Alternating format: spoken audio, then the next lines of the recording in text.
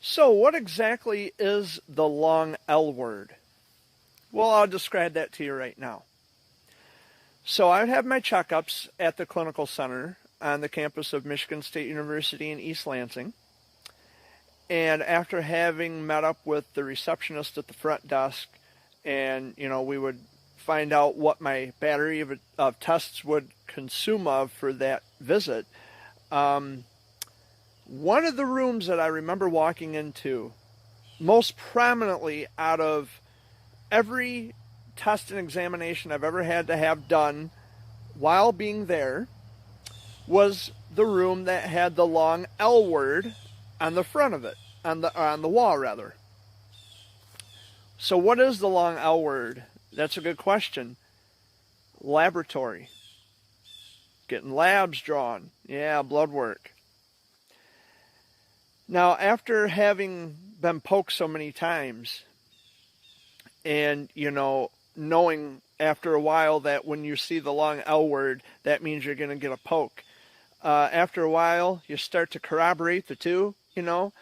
Laboratory means blood work, getting poked with a needle. And so the very minute I would see the L word on the wall, I'd start bawling. I'd have my Jerry Bear clutched in this arm over here, and the tears would just start rolling. I'd start screaming. I'd start crying. No, why? I don't want to be here. And my mom and dad, they just kind of shrugged it off, and yeah, he'll be fine.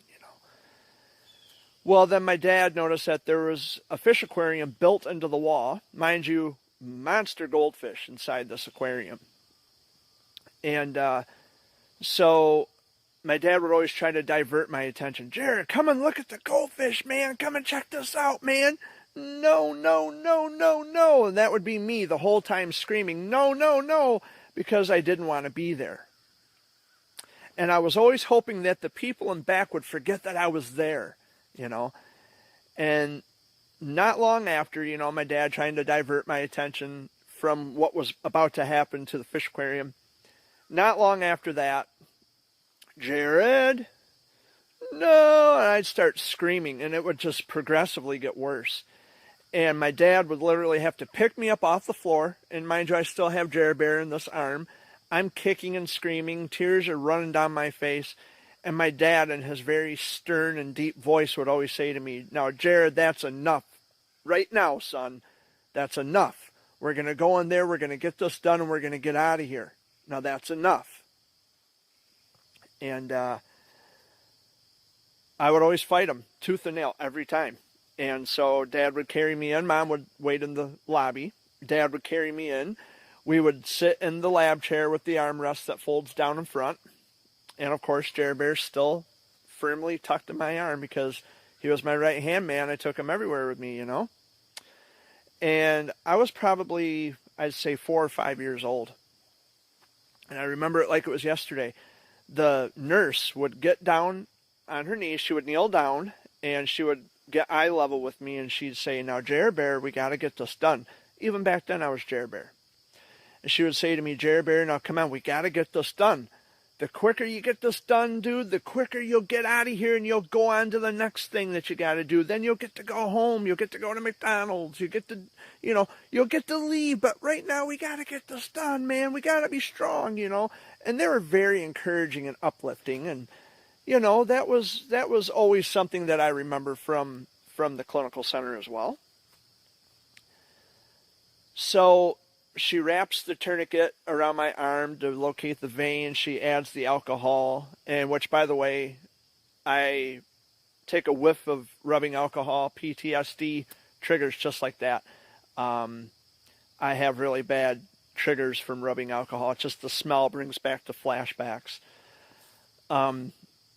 So I would have all that done, and she wouldn't even get the butterfly needle out of the package yet.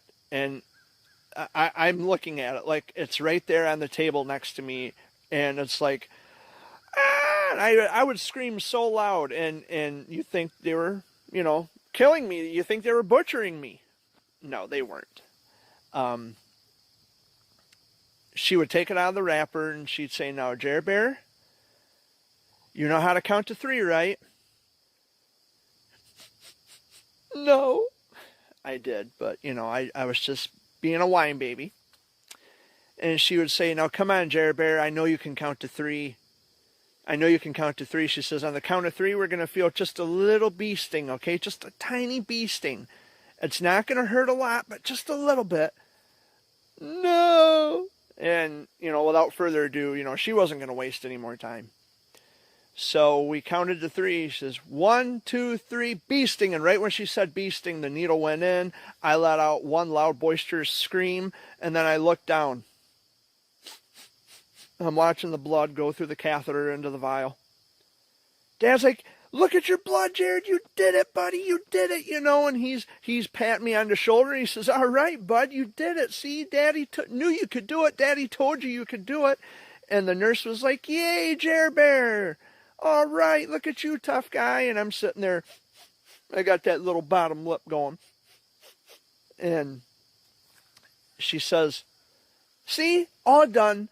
And Dad says, isn't it cool you get to see your blood go through that tube into the vial? No. And I was still I still had the sniffle thing going on. And the nurse says, well, let me cheer you up. I think I know the thing that'll cheer you up. And she brought out a whole container, it was one of those, like a school, like what you put pencils in. Well, it was full of Band-Aids. It was like a pencil box full of Band-Aids. And she says, you got your choice of Snoopy, Winnie the Pooh, or Mickey Mouse. Which one do you want? I liked them all, but I would usually get Mickey Mouse. Sometimes I get Winnie the Pooh, but it was usually Mickey Mouse. And she says, here you go, Jerry Bear. And she put it on, and she said, give me 5, buddy. And I give her 5, and that'd be it. So that's one of the most prominent memories I have from my checkups from the clinical center in East Lansing. Hello, warriors. In today's video, I'm going to show you where I used to get my labs when I'd have to go to East Lansing for my checkups. So as you can see, right at the bend of my arm, right at the bend, that's where I used to get my pokes all the time with the butterfly needles. You know, that needle that you see on the screen there? Right at the bend of the arm is where they'd put it. Did it hurt? Yes, very much. Did I cry? Yes, I did. A lot. So anytime you get scared of the needles, because I know a lot of you don't like getting pokes, they're never any fun, but there are some things that you should always remember. First of all, it's quick, and although it really hurts, it's usually an in and out thing. They hurry up, put the needle in, get the blood, and then they take the needle out, all gone, and then they put the Band-Aid on you or the tape or whatever they use. And when I used to get labs done, the nurse would always count down from 3. 3, 2, 1, mosquito bite, and right when she would say mosquito bite, she put the needle in my arm. There may be different ways and different tactics that the nurses perform their labs on you when they need blood samples from you. I know it's not the best thing in the world, but you know what? You are strong, and that's why you are a warrior, because you are warrior tough. You are warrior strong, and you're strong enough to handle it. I think you'll be okay. One memory I have from my cancer checkups in East Lansing was probably when I was about 4 or 5 years old, somewhere around there. Blood work, labs. I remember we'd get up real early on a day when I'd have to go to East Lansing for a cancer checkup. We'd get up really early, about, I don't know, sometimes 6, 7 o'clock in the morning. I mean, it would still be, sometimes it'd still be dark by the time we'd get up. And I remember we had a Cavalier station wagon, and I would sleep the whole way there. And we'd get there, we'd arrive in East Lansing at the campus, and I'd get woke up. I remember my dad would carry me in, or he would let me walk next to him. I'd put my little finger in the belt loop on his pants, because my dad always did that when I was a kid, you know, so he didn't have to constantly hold me. But I remember I was probably 4 or 5 years old, and I'm here walking alongside my dad. My mom's on to the left of me, my dad's to the right, you know, and I'm walking in between them. Lab work. That was one of the most memorable things of all my cancer checkups, because I didn't like needles. And now that I'm almost 30, I still kind of don't like needles. But when I was real young, it was the worst. I remember going into the waiting room in the lab and the laboratory, and they used to have this big old fish aquarium that was built right into the wall, and they had some of the biggest goldfish.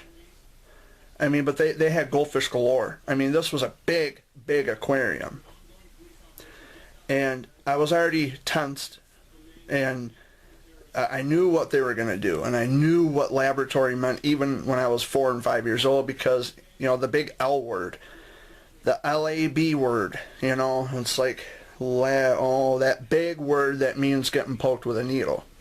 So I'm sitting there and I'm just watching the goldfish, and I love to watch those goldfish. And then they call my name, Jared. I'm bawling. Before I even get back to the room, I start bawling. I start crying. And Dad always took me because my mom couldn't handle it or something, I don't know. But my dad always took me. And I remember they would pick us, you know, they'd pick a room for us. And I remember I would sit on his lap, and, you know, in one of those lab chairs, and the armrest thing would come down across, and, you know, where you'd have to rest your arm. And I was bawling before the needle even come out of the wrapper. But I seen those bile things, the tubes that the needles go in, or the blood goes into, and well, the kind of needles that they would use on me were those little needles with the wings on them. They were the winged infusion needles, and they use those for like the ports and stuff like that. Well, those were also used then. I don't know if they still do it now, but when I was going for my cancer checkup, they would use those for blood work too. And I just never liked needles when I was a kid.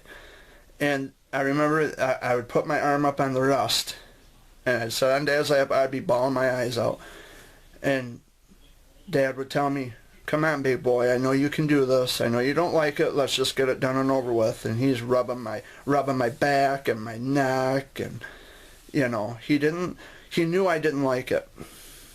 But I'm sitting there, they wrap the tourniquet around my arm so they can find the vein, and then when they would find a vein, they would take that little alcohol swab thingamajigger and disinfect the area where they're going to put the needle. And it's like, oh, the smell of alcohol. That didn't help me.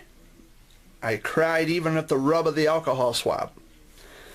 And they would take the tourniquet off and kind of dry off the area where the alcohol was applied, and then they would take that little winged needle out of the wrapper, and I would cry even harder. And the nurse says, "Honey, we haven't even poked you yet, and you're already crying." And I said, "I don't want to do this." You know, I was just a little kid. I was scared. I didn't like it. And she says, "Well, honey, we'll do this as fast as we can, I promise." And the nurses there were very, very sweet, and I'm sure they still are. They were really awesome. They never got angry or frustrated with me. They were decent with me, and they worked with me. Well, even then, when I was 4 and 5 years old, they called me Jer Bear. That was my nickname. It's always been my nickname. And she would get that needle out, and those little winged infusion needles, they have the tubes attached to them on the ends, so that way when the blood's drawn, it travels through the tube into the bile, into the you know, where they can sample your blood. That was all hooked up, you know, or they would have to put it together anyway. And they would count it off. They would count it off, and they'd say, "Okay, Jerry Bear, you ready for this mosquito bite?" "No," "No." Say, come on, honey, you can do this. And they would count it off all the time.